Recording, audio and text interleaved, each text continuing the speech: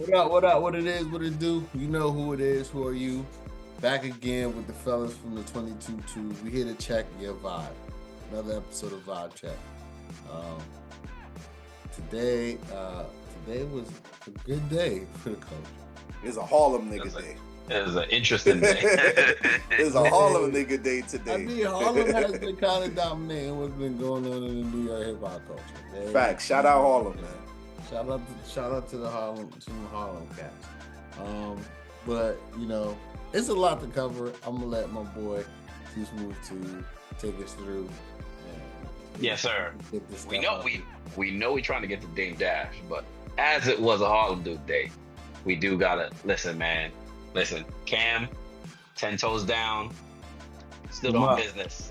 Adrian Broner, bro, pack you up, cuz he's like, yo, bro, I told you violating right now. Yo, her boyfriend right over there. So of course, Adrian Broner was on It Is What It Is show, just consistently, constantly, overzealously violating and aggressively flirting with Treasure Wilson, moderator over there. It was like every 5 seconds, you know, Cam tried to move on to the next topic. They wanted to talk boxing, and this dude was talking about how he's in love with Treasure and how she's so fine. So of course, Cam had to stand 10 toes down for his moderator and back him up. Sean, talk to me about that, man. Harlem World just standing 10 toes down. Nah, I like what Cam did, man. How do I do to this man?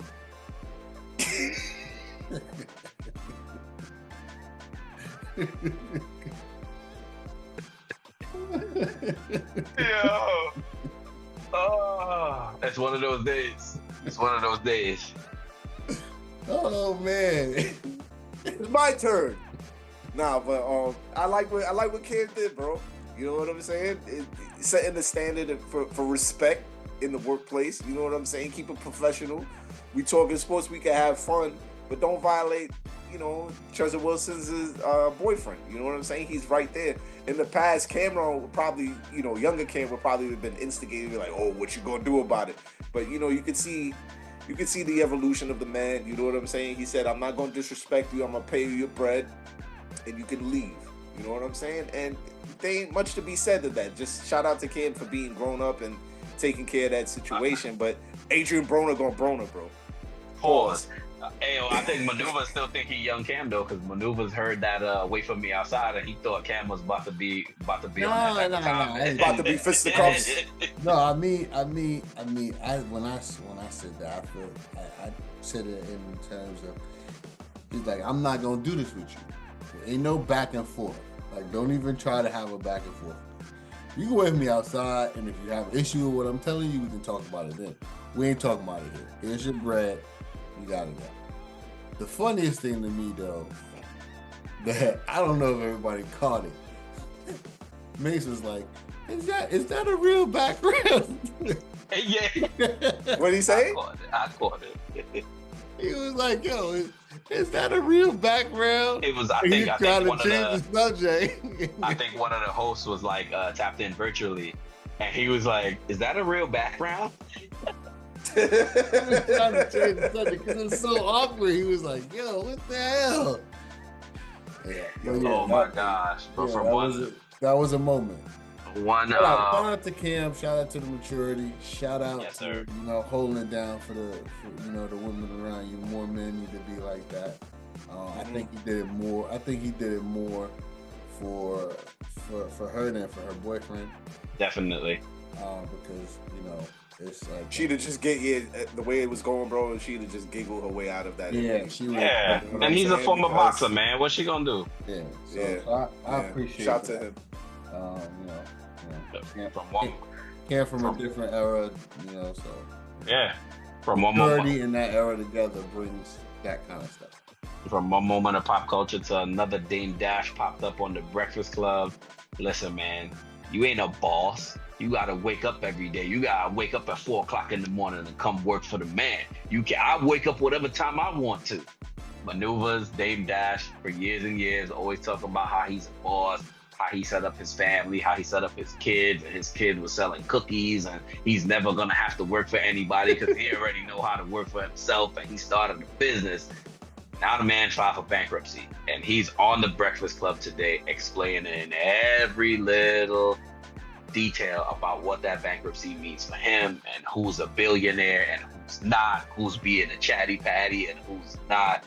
So and rattling off some of the funniest insults I've heard in 2025. Count Dumbula took me out. He definitely rehearsed that because ain't no way somebody think about that off the top beat.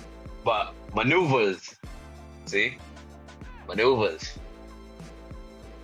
Is Dame Dash broke? He ain't gonna know what to say. He go first. I don't care if he's broke or not. Does it matter? Oh, my bad. We being chatty patties right now because we talking about the next man and he ain't here to defend himself. No, it don't matter. I say this. Acting like a girl with a mustache. I say this, right? I say this. Dame Dash is Harlem to the death of him. And that may have gotten in his way, but he's made and lost a lot more money than a lot more people. So I got nothing to say about that. Shout out to him. Keep doing whatever it is you're doing, Dane, because you're feeding your family, like you said, right? Look, Sean, he was on Breakfast Club today, breaking news. He got paid to go. But then he broke the news that he is now chairman of a revolt, which quickly got debunked right after the fact because the current chairman of Revolt put out a statement. It's like, bro, who did man's pay up at Vibe to put that story out to validate what he said? Yeah. And another thing, why would you make that announcement without an official announcement? That's probably why probably killed the deal with that. You know what I'm saying? He also probably killed the deal with all the potentially hot takes that he made about gay people.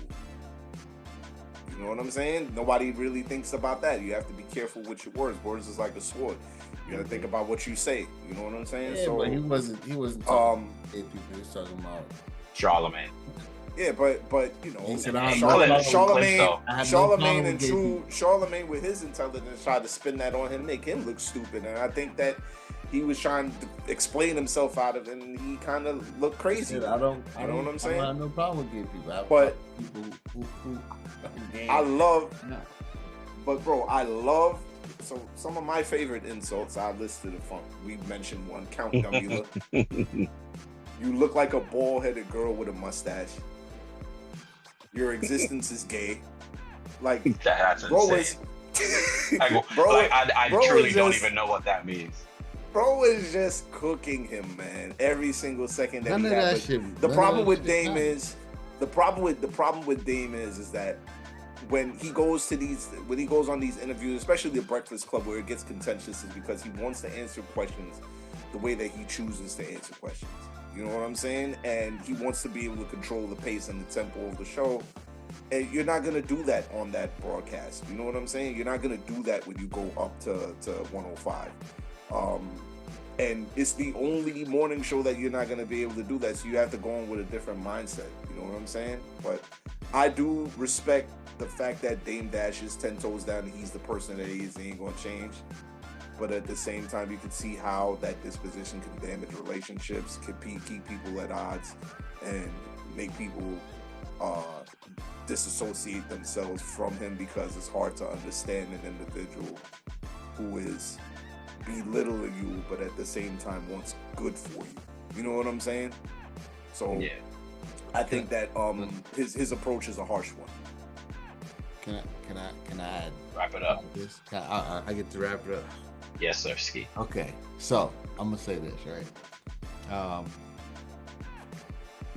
What he said, a lot of the things that he said that Charlamagne got, some of it made the important things get lost. And I think one of the important things to me that he said, which is the point that I'm trying to make. Somebody that he said something that he said. Somebody said to Charlamagne a long time ago.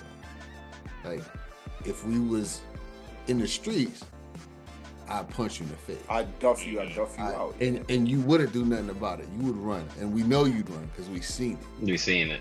So, I think because he don't know how to put the messaging together, I think it's getting lost. The messaging is people are in the culture are gravitating towards what Charlamagne does, and that ain't really what, you know. If you come from the streets, I'm not saying living like you're in the streets, but if you come from the streets and you've gotten somewhere in life, don't lose who you are. You know what I'm saying? And I think that's kind of the messaging he was saying. He's saying, because you don't move like a man. You know what I'm saying? I think that's one thing. I think the other thing too is you gotta, I think, like, let's not get caught up in all of this today's culture and how things happen today, because it's possible because of people like Dame Dash. He's one of the people that made it possible for all these other people who are out here today.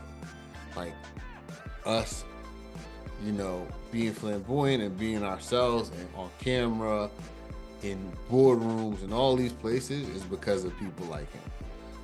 And it's crazy that now, because now we have this power, we have those people in these positions that try to make him look like a clown rather than celebrate the fact that Charlamagne can sit up and on the radio and have one of the. But he does that. But Dame's so loud and boisterous. He does that for himself, and don't nobody really. You ever notice that? No, I'm just nobody saying. Nobody ever wants to come to bat for him because that's not true. The reason why he because of the kind of person he is. That's not true. I think a lot of real people who really come from real situations respect and admire Dame, and those are the ones who definitely big him up. I've seen it. Mine is 50, but anyway, that's another story. Like I got the opportunity to wrap it up. So listen, please, people, listen. It's been great. Another episode of Vibe Check with the 22 Twos. I didn't get to go first, but I got to go last. Pause. Anyway, please, please. Sloppy seconds. Like, so because the 22 twos. Like, follow, share, all that good stuff. Vibe Check, 22 twos. Peace. We out.